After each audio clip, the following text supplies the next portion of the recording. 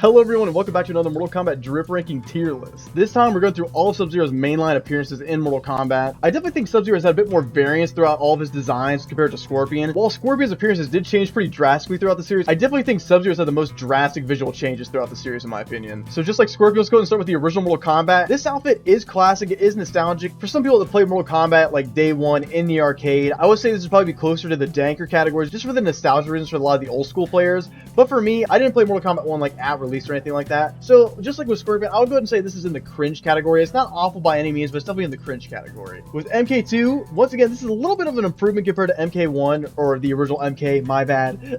It's got a little bit more personality with like the arm pads, the knee pads, you know, the mask is a little different. He actually looks like a ninja in MK2, you know? So I'll say it's still in the cringe category, but it's definitely above the original. And like I was telling you guys, Sub-Zero has definitely had the most drastic changes throughout the series. And MK3 Sub-Zero is really cool. It really differentiated him from Scorpion. I think maybe with MK3, they're trying to take him out of like the ninja equation, trying to make him just like a badass. I really love the scar. It's a simple, pretty cliche thing to add to a character, at least nowadays. I think it definitely helped in making him feel a bit different than Scorpion or his other designs in MK and MK2. So I'll say this is definitely in the decent category. I think I might move it to the dank category later on, but we'll see. Now we have MK4 Sub-Zero. Now with Scorpion, he had about 3 outfits that looked almost identical. With Sub-Zero, that's not really the case for any of his appearances. Well, actually, now that I think about it, MK4 Scorpion kind of looks like MK and MK2 Scorpion in my opinion. It's just once again like another 3D version. I might actually go ahead and move this down to the cringe category. It's really simplistic. I think he has the scar. Yeah, he does have the scar, but I don't think it really saves him. I still think MK3 Sub-Zero is way better than MK4 Sub-Zero. It's much more unique. Now we have MK Deadly Alliance Sub-Zero. I absolutely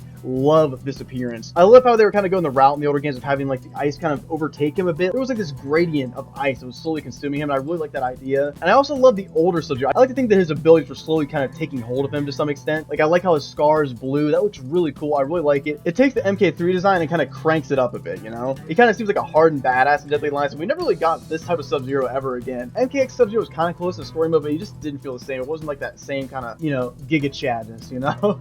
I'm gonna go ahead and skip right past the dank category and say this is definitely in the dankest category for sure. Sub-Zero has some of the most different outfits, but they all look pretty amazing. MK Deception Sub-Zero is a perfect example of this. It's one of the best outfits in the series. It's so unique, so cool. A lot of people call it Shredder Sub-Zero. I just love how over the top it is. And I don't really know what to say about this that hasn't been said, because everyone loves this outfit. And it definitely, once again, gives me the vibe that they were trying to stray away from the ninja side of things for Sub-Zero for a little bit. I will say this is definitely better than Deadly Alliance Sub-Zero though. I really like how ghoulish and dead he looks. He kind of looks like an undead corpse to some extent, which I really think is badass. It's like all of his life energy and essence has been eaten up by his cryomancer abilities, which I really like. So I'm going to leave that in the dankest category. No issue there. Now MK Armageddon Sub-Zero, this one's a little, I don't know what to think about this. It's a little simplistic. It kind of reminds me of the older outfits, but it also has the ice arms that Deadly Alliance Sub-Zero had. I don't think it's that great. I think it kind of missed the mark. It's not that cool looking. It's pretty average. It just kind of looks a little random and thrown together to me. I would definitely say this is probably one of Sub-Zero's worst designs for sure. I'll go ahead and put this in the immensely cringe category for now. Actually, let me go ahead and move this down. I'm going to put the original appearances into the immensely cringe along with MK4, and I'll leave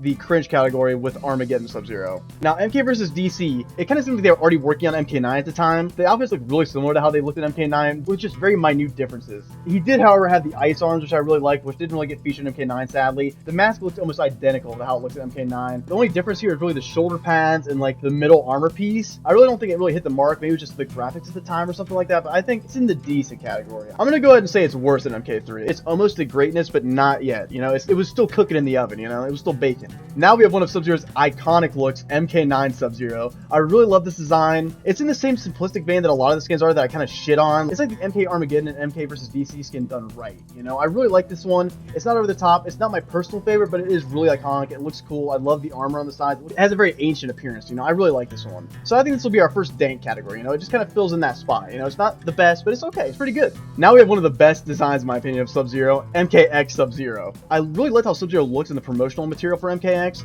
but in-game, it just didn't look right. It didn't look nearly as good as it looked in the trailers. I mean, obviously, some of the trailers were CGI and shit like that, so that's obviously a given. This outfit, in theory, was almost perfect. I just love how it looks. It looks so fucking cool. I would definitely say this is in the dankest category. I love the mask. I love, like, the knot in the back. It just looks like someone that's really fucking cool to wear, you know? And I love the armor. It's kind of like an evolution of the MK9 Sub-Zero, you know? But I will say it's still below MK Deception Sub-Zero. Injustice 2 Scorpion. This is, in my opinion, the best Sub-Zero design ever created. It looks so fucking cool and over the top. It definitely looks like the counterpart to Scorpion from Injustice 1. It kind of has like a Mr. Freeze vibe in some of the aspects of this armor. It's like his armor is made out of ice. I love the mask. It looks so fucking cool on the hood. is just amazing. Sub-Zero has never had a hood like this in any continuity of Mortal Kombat. I just love how it looks like a full set of armor. He looks like a superhero, you know? I would definitely say this is above MK Deception Sub-Zero for me, just a little bit. I love how the ice is like interwoven into his armor. It looks so fucking cool. I'm gonna go ahead and definitely say that this is top dog. Now, we have MK11 Sub-Zero. This might be a controversial opinion, but I really dislike this design for Sub-Zero. I don't like the headpiece. The mask is alright, but the outfit just does not really feel like Sub-Zero to me. It just kind of feels like an average ninja, you know? Don't get me wrong, it looks cool, but it just doesn't fit Sub-Zero to me.